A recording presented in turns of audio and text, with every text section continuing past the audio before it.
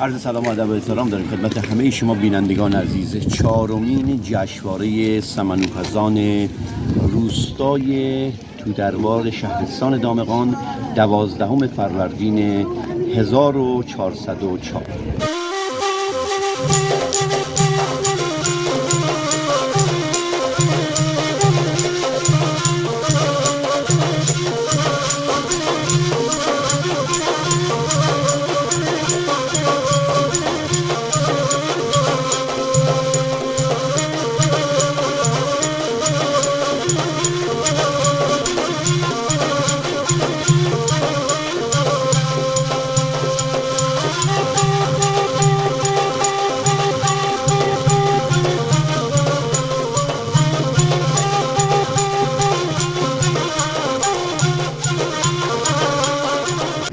چهارمین جشنواره سمنوپزان تو درباره. محصولاتی که داریم همه محصولات خود تو درباره، همه ارگانیکه. سمنو که فرآیندش همینجا گذاشتیم، آماده هم داریم. چند ساعت طول بکشه آماده بشه؟ سمنو هلوش 20 ساعت میشه. 24 تا. دائم هم میزنیم دیگه، اینجوری نیست که دم کنیم. درست. جشن سمنوپزان الان بودن 4 سال داره اینجا انجام میشه.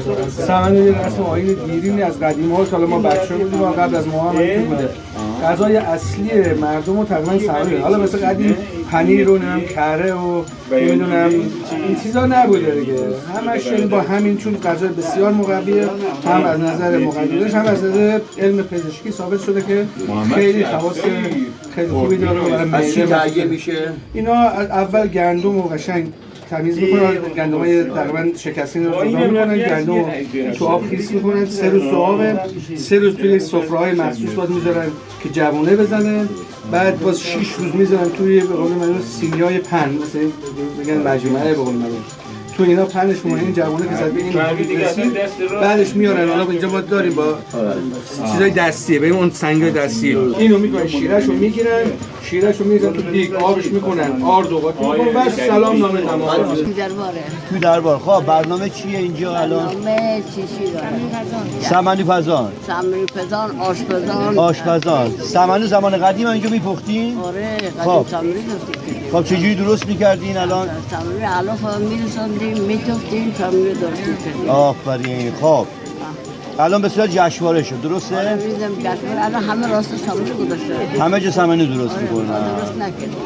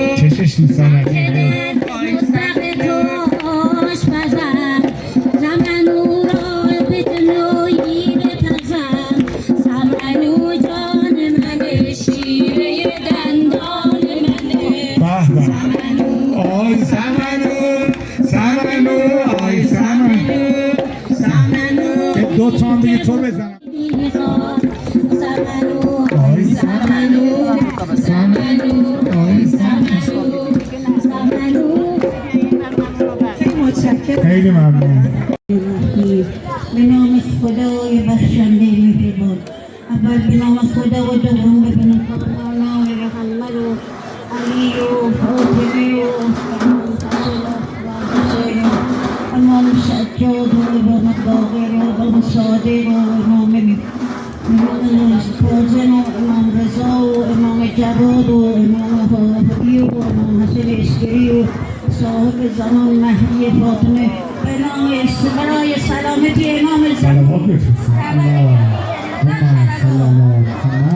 محمد رجب جشنواره سمنوپزان 12 فروردین 1404 روستای سه از منطقه توی دربار دامگان. علی معزینی فرد، شهروند خبرنگار باشگاه خبرنگاران جوان، روستای سه، توابع شهرستان دامگان.